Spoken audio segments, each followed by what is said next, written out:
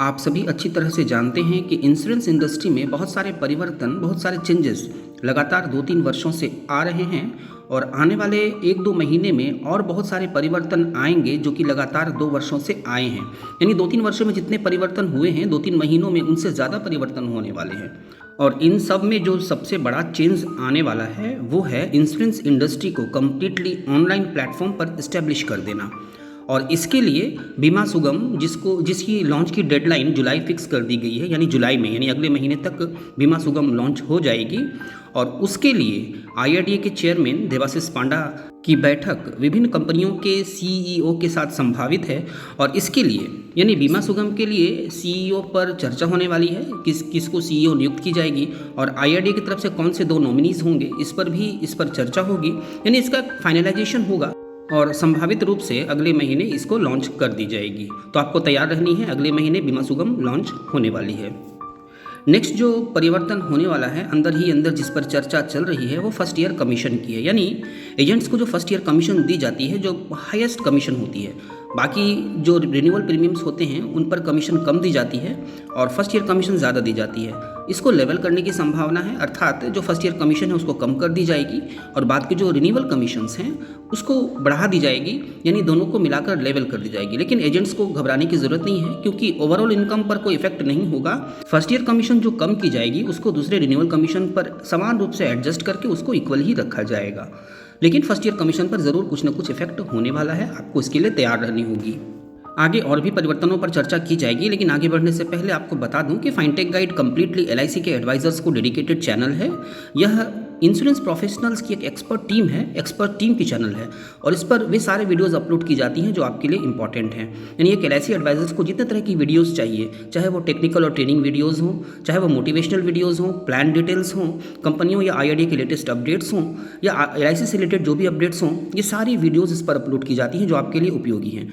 यहाँ पर एक ग्रुप और है जो आप प्लेलिस्ट में जाकर चेक कर सकते हैं, इन्फॉर्मेटिव वीडियोज़ फॉर ऑल का, जो जिन वीडियोज़ को आप अपने क्लाइंट को सेंड कर सकते हैं। यानी एक तरह से आप कहें कि ये कंप्लीट गाइड है एलआईसी के एडवाइजर्स के लिए। तो आप एलआईसी के एडवाइजर हैं और अभी तक यदि आपने इस चैनल को सब्सक्राइब नहीं किया है तो ज़रूर सब्सक्राइब कर लें। साथ ही बेल आइकन को ऑल पर सेट कर दें जिससे जब भी कोई नई वीडियो अपलोड हो तो उसका नोटिफिकेशन आपको प्राप्त हो जाए। साथ ही आपको बताई गई जो सारे प्लेलिस्ट हैं, आप उन प्लेलिस्ट को भी ज़रूर फॉलो करें। चलिए आज की वीडियो में आगे बढ़ते हैं। आप अच्छी तरह से जानते हैं कि आईआरडीए हाल ही में एक प्रपोजल लेकर आई थी हाईएस्ट सरेंडर वैल्यू की, यानी सरेंडर वैल्यू को बढ़ाकर देने की बात कही गई थी, लेकिन विभिन्न कंपनियों के और विभिन्न संगठनों के विरोध के बाद इसको वापस ले लिया गया। लेकिन अब फिर से आईआरडीए उसको लागू करने वाली है, यानी आने वाले समय में हाईएस्ट सरेंडर वैल्यू ज़रूर दी जाएगी और ये मैक्सिमम सरेंडर वैल्यू 80% होगी, यानी 80% से कम सरेंडर वैल्यू नहीं दी जाएगी। और फिर जितने दिनों तक जितने ज़्यादा पॉलिसी चलेगी उस हिसाब से और ज़्यादा सरेंडर वैल्यू बढ़ाकर दी जाएगी। यानी अब आने वाले समय में सरेंडर वैल्यू इंक्रीज़ होने वाली है, इसके लिए भी आपको तैयार रहनी चाहिए क्योंकि आपको हेल्दी पॉलिसी ही करनी होगी। ऐसे लोगों की पॉलिसी करनी होगी जो बीच में सरेंडर ना कराएं, क्योंकि सरेंडर वैल्यू इंक्रीज होने से इसका एडवर्स इफेक्ट होगा। पॉलिसी सरेंडर होगी और इसका इफेक्ट निश्चित रूप से एजेंट्स पर भी पड़ेगा, क्योंकि जब पॉलिसी ज़्यादा सरेंडर होंगी तो उसके क्लब मेंबरशिप पर, एजेंट्स के क्लब मेंबरशिप पर और उसके बिजनेस पर इसका इफेक्ट ज़रूर होगा। तो आपको सोच समझकर पॉलिसी करनी होगी, हेल्दी पॉलिसीज़ ही करनी होंगी। यदि आप एलआईसी के एडवाइज़र हैं तो आपके लिए बहुत अच्छी खबर है, क्योंकि एलआईसी जो कि इंडिया की सबसे बड़ी इंश्योरेंस कंपनी है, सबसे बड़ी लाइफ इंश्योरेंस कंपनी है, वो हेल्थ इंश्योरेंस मार्केट में उतरने वाली है। एलआईसी के पास हेल्थ प्लान्स थे लेकिन वो कैशलेस नहीं थे, लेकिन आज इंडिया में जिस तरह से ग्रोथ हो रही है हेल्थ इंश्योरेंस की, मेडिक्लेम्स की जिस तरह से ग्रोथ हो रही है, उसके कस्टमर्स बढ़ रहे हैं, तो एलआईसी भी देर से ही सही लेकिन हेल्थ इंश्योरेंस या मेडिक्लेम की इंडस्ट्री में उतरने वाली है। इसके पास बहुत बड़ी एजेंट फोर्स है और आपको पता है हाल ही में आईआरडीए ने एक नया प्रपोजल लाया था और उसके अनुसार कंपोजिट लाइसेंस की व्यवस्था की गई है। यानी कि एक कंपनी कंपोजिट लाइसेंस जब ले लेगी तो वो हेल्थ इंश्योरेंस भी सेल कर पाएगी, लाइफ इंश्योरेंस भी सेल कर पाएगी और जनरल इंश्योरेंस यानी मोटर वगैरह भी सेल कर पाएंगी। तो एलआईसी इसी दिशा में आगे बढ़ रही है, कंपोजिट लाइसेंस लेने वाली है और जब कंपोजिट लाइसेंस मिल जाएगी एलआईसी के पास और मेडिक्लेम में जब वो उतर जाएगी तो इसके जो एडवाइजर्स हैं उनको भी इसका लाभ होगा, क्योंकि वो कैशलेस मेडिक्लेम नहीं कर पाते थे, केवल लाइफ इंश्योरेंस करते थे और जब मेडिक्लेम की बात होती थी तो किसी और कंपनी के पास करवाना होता था या किसी फ्रेंड को कॉल करके उनको ये पॉलिसी दे देनी होती थी। लेकिन अब एक एलआईसी एडवाइज़र जो सिर्फ एलआईसी में काम करता है वो एलआईसी की मेडिक्लेम भी कर पाएगा और आसानी से पॉलिसीज़ अपने इंक्रीज़ कर पाएगा, अपनी इनकम को जनरेट कर पाएगा, इनकम बढ़ा पाएगा। तो एलआईसी मेडिक्लेम में उतरने वाली है। ये अच्छी खबर है सभी LIC के एडवाइजर्स के लिए और साथ ही LIC के शेयर होल्डर्स के लिए भी, क्योंकि शेयर के मार्केट बहुत अधिक बढ़ेंगे। जब कंपनी दूसरी इंडस्ट्री में जाएगी तो निश्चित रूप से इसकी इनकम बढ़ेगी, तो इसके शेयर के प्राइस भी बढ़ेंगे और जो जिन लोगों ने इसमें इन्वेस्ट किया है उसके भी पैसे इंक्रीज़ होंगे, उनको भी इसका बेनिफिट मिलेगा। जब इंश्योरेंस इंडस्ट्री की बात हो रही है तो हेल्थ इंश्योरेंस की भी बात करनी ज़रूरी है, क्योंकि हेल्थ इंश्योरेंस भी इंश्योरेंस इंडस्ट्री में ही आती है। और हेल्थ इंश्योरेंस के क्षेत्र में IRDAI ने बहुत सारे कदम उठाए हैं, बहुत सारे चेंजेस लाए हैं। उनमें कुछ प्रमुख चेंजेस हैं, जैसे सीनियर सिटीजन्स के लिए अच्छी व्यवस्था की गई है। 65 वर्ष तक के आयु के लोगों को आसानी से पॉलिसी मिल जाएगी। पहले ऐसा नहीं होता था, उनको इंडिविजुअल पॉलिसी नहीं मिल पाती थी, फैमिली के साथ लेना पड़ता था या फिर तरह तरह से मेडिकल से गुजरना पड़ता था, उसके बाद ही पॉलिसीज़ मिलती थी। लेकिन अब 65 ईयर्स तक के लोगों को आसानी से हेल्थ इंश्योरेंस की पॉलिसीज़ यानी मेडिक्लेम मिल जाएगी। साथ ही 5 वर्ष के बाद कोई भी कंपनी किसी तरह का कोई क्लेम रिजेक्शन नहीं कर पाएगा हेल्थ इंश्योरेंस में। बहुत सारे क्लेम रिजेक्शंस के कंप्लेंट्स आते थे IRDAI के पास, तो अब उन्होंने इस रूल को चेंज कर दिया है और अब 5 वर्ष यदि आपके हेल्थ इंश्योरेंस के हो गए हैं तो उसके बाद किसी तरह के क्लेम को वो रिजेक्ट नहीं कर पाएंगे कंपनी, उनको क्लेम देनी होंगी। और ज़्यादातर क्लेम यानी 100% कैशलेस की ओर बढ़ रही है, यानी जितने भी हेल्थ इंश्योरेंस के प्लान्स हैं वो सभी 100% कैशलेस होंगे, यानी कैशलेस क्लेम ही करनी होंगी। कंपनी को टाई अप करना होगा विभिन्न हॉस्पिटल्स के साथ और वहाँ पे कैशलेस क्लेम उसको देनी होगी।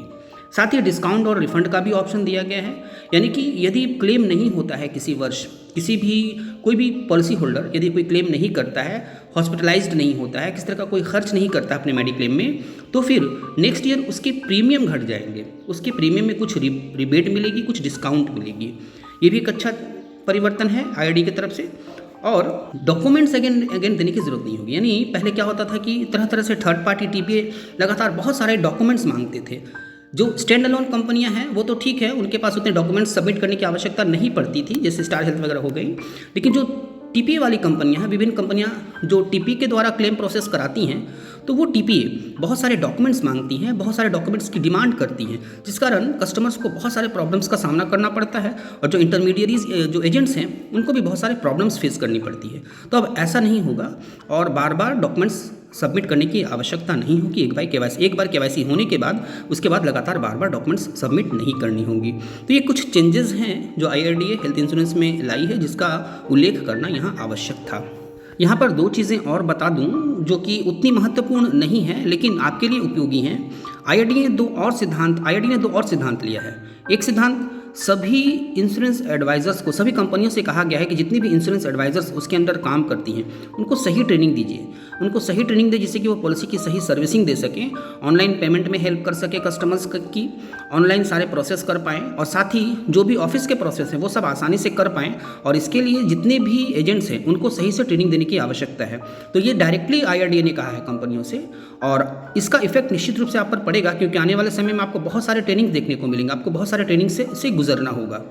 और एक चीज़ यहाँ पर कहनी ज़रूरी है कि IRDAI ने सभी कंपनियों से कहा है कि वो यूनिफॉर्मली सभी को कमीशन पेमेंट करे। आप देखेंगे कि किसी को बहुत ज़्यादा कमीशन मिलती है, किसी को कम कमीशन मिलती है, कोई कंपनी ज़्यादा कमीशन देती है, कोई कंपनी कम कमीशन देती है, किसी में रिन्यूअल कमीशन मिलती ही नहीं है। तो इस चीज़ को ख़त्म करना होगा और आने वाले समय में सभी कंपनियों में समान रूप से कमीशन दी जाएगी। IRDAI की तरफ से ये प्रपोजल दिया गया है, ये बातें कही गई है सभी कंपनियों से कि छोटे एजेंट हो, बड़े एजेंट हो, या छोटी कंपनी हो या बड़ी कंपनी हो, सभी एजेंट्स को समान रूप से कमीशन देनी होंगे।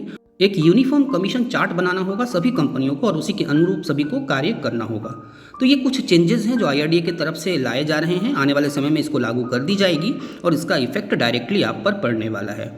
आपको घबराने की बिल्कुल आवश्यकता नहीं है। आने वाले समय में जो भी चेंजेस आने वाले हैं, जो भी परिवर्तन आने वाले हैं, वो सब आपके अनुकूल होंगे, आपके लिए उपयोगी होंगे और उनके बारे में जानकारी देना, आपको उनके अनुकूल बनाना और आपको ट्रेनिंग देना, ये फाइनटेक गाइड का काम है। फाइनटेक गाइड आपको ज़रूर गाइड करेगी, तो आप इस चैनल को ज़रूर सब्सक्राइब कर लें, साथ ही बेल आइकन को ऑल पर सेट कर दें और इस वीडियो को अन्य फ्रेंड्स के बीच ज़रूर शेयर करें और वीडियो को लाइक करना बिल्कुल ना भूलें। Thank you.